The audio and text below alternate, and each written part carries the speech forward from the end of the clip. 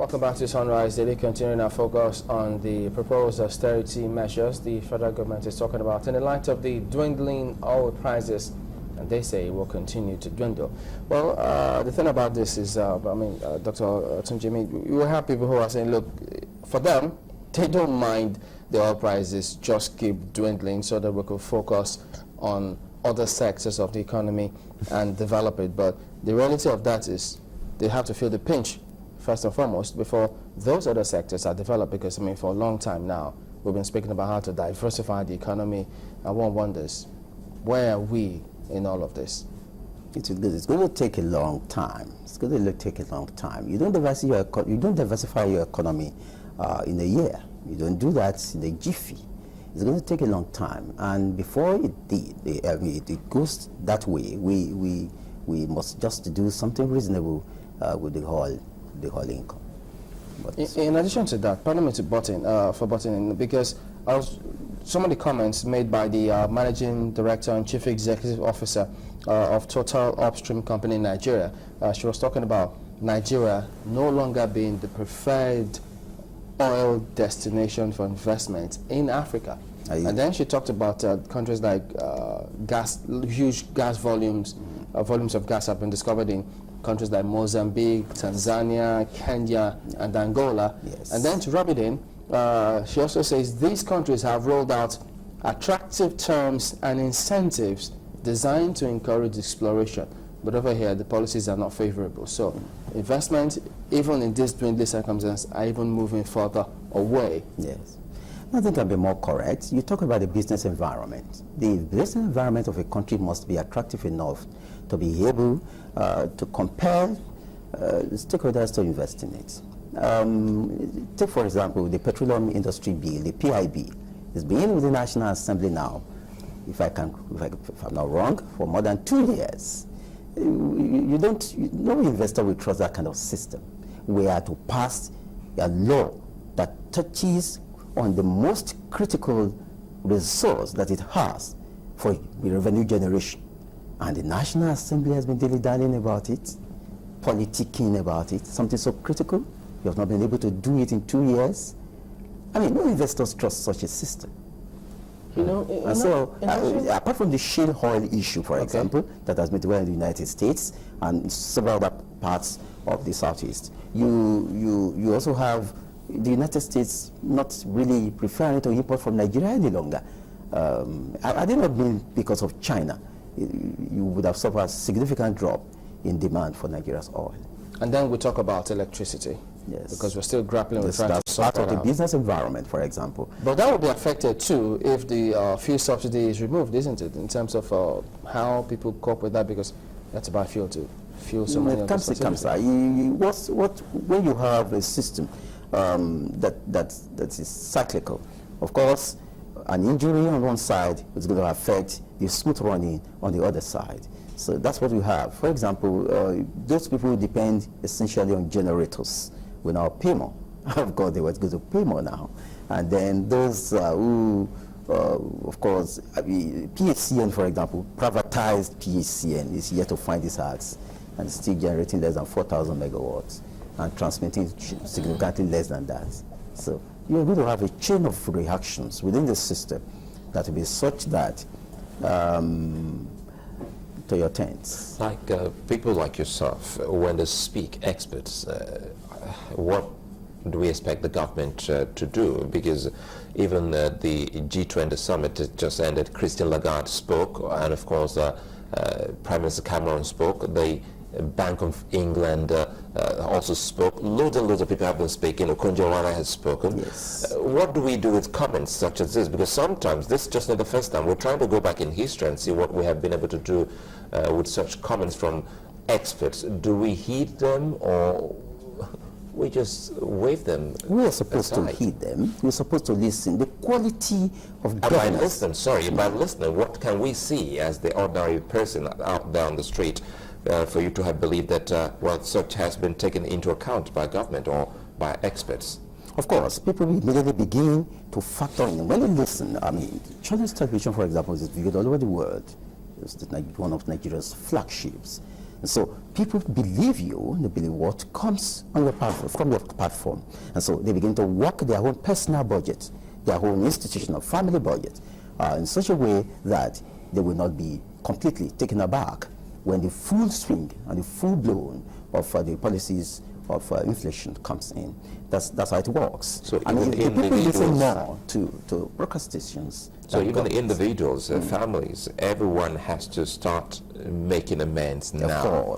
Of course. If you've been taking 3-4 newspapers, for example, I mean, this is not to have, I mean, to advocate that you reduce your demand for newspapers. But of course, for newspapers, you have 10 newspapers. Of course, you reduce it to 4, 2, 1, if necessary. That would then affect the revenue of those places. Of course, those families. Of course, we show it up. Because you'll be surprised. A lot of money will be spent on things that during emergency or inflationary period you may regard as frivolities. You know, money you spend on, you go for drinking. You drink water instead of going for soda, you know, in some respects. Which is healthier. So we're likely to see less and less and parties on even less parties. I pray so. And long faces out there. Well, of course, I pray. I just pray so. I pray, you know, less of this family uniform clothes and things like that. Less of partying. No. Well, you most likely will see. You might not see less of that. What you most likely will see that the family clothes will be much cheaper in nature. I mean, I'm just, you know, trying to draw inferences to what people might do, you know, rather than what they might do. Instead of just cutting out certain things, you find that they might spend less on some of these things. But looking at, we're trying to talk about, sorry, Chimilin, we're trying to talk about what state governments have been doing. How do you see state governments adjusting to the shocks in oil prices? First, I expect them immediately to stop the creation of mushroom schools, which they call universities, glorify modern schools. I also expect them, for example, to reduce, if not completely cease, employing people unreasonably or unnecessarily into the system. In fact, I expect a drastic cut in their recurrent budget, not by sacking workers. That's going to be one very, very thorny part of it. How would you suggest they adjust what it is they have with their workers? Because I remember that very, very vividly. We don't know how that matter has been resolved now. The teachers and civil servants in Benue State were on strike for a while, a very prolonged period of time. Teachers were at home for close to 9 months. At another point in time, they came back again, and then they went on strike again. Then civil servants now went on strike. The argument was that the civil servants now had to take a cut in their own salaries so the teachers could be paid. How do you see state governments negotiating this very, very, delicate line with, with the workers? That can be very dicey, but this is my suggestion. And the federal government, of course, has been able to do this significantly with respect to university teachers. There's something called the IPPIS, Integrated Personal Payroll Scheme, or GIFMIS, government, whatever. You must be able to know how many people work for you. We have a situation in which we have so many ghost workers. A lot of people. This speaks directly to data. Of course, directly to data. It also speaks to the statistics. The statistics of those who actually work for government.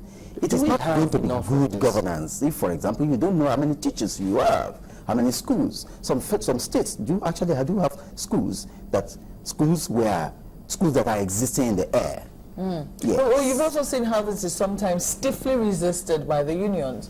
So sometimes you say you want to do a registration or you want to do e-registration, and then you find that the unions are saying, no, we will not submit ourselves to this, or we will not, do that. So how do you see state governments negotiating this very dangerous one, especially with elections at hand? Of course, you just let the unions buy into that program.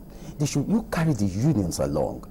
Don't do it as if you are operating a military dictatorial system. The problem why unions actually protest against government policies, is not because, in principle, those policies are not beautiful. Many of them are, and many of them actually cut waste. But it is because government believes that it could just ride offshore the system without any consultation. Consultation is critical. World trade is not developing as fast as it should. I'm trying to look at what occurred 6 years ago. And we thought when we decided to talk about some revolution, especially in the agricultural sector, with the minister and the kind of drive we have seen trying to give a new toga to farmers and farming as something that is really of prestige. We haven't actually taken that out of our shores, have we? Because I still don't see any reason why this should be a thing that Nigeria should panic over if we had taken the bulls by the horn to actually develop other sectors of our economy, which you started off by talking about the agribusiness. Yes. There is actually one suggestion. Now, this is not actually reinventing the wheel. This suggestion is there in the archives. And practitioners of the system in the 60s have used it successfully, gainfully for the Nigerian economy. Agric settlements. Once you make the youth, 18-year-old, 24-year-old, 26-year-old, to buy into the issue or the idea of agric settlements and making agriculture lucrative, of course, you will free a lot of money into the capital area, and you are going to employ a lot of hands in the system. That is the solution. A state in the Southwest is doing that right now, and that state is enjoying the solidarity and the goodwill of its people. I mean, I dare mention the state as Osun, for example, is doing that. Agric settlements. Just get graduates who are going to work there. Government will buy the proceeds from them. So whatever they produce will not go to waste. If they are sure that the proceeds of their farm will be bought by government and that will be redistributed through the marketing system, then they will go into it. Nigerian youth are not too difficult to control. All right, because the implication of all of this is, yes, they will introduce the austerity measures as they propose, but they also have to be careful not to have a larger army of unemployed, able-bodied young people out there. You're right. The implication will be huge. Very, very serious. All right, Dr. Tunji Ogunyemi is an economic historian. He's also a lawyer. Thank you for coming on this morning. Thank you so much. We'll be back after this break. Don't go away.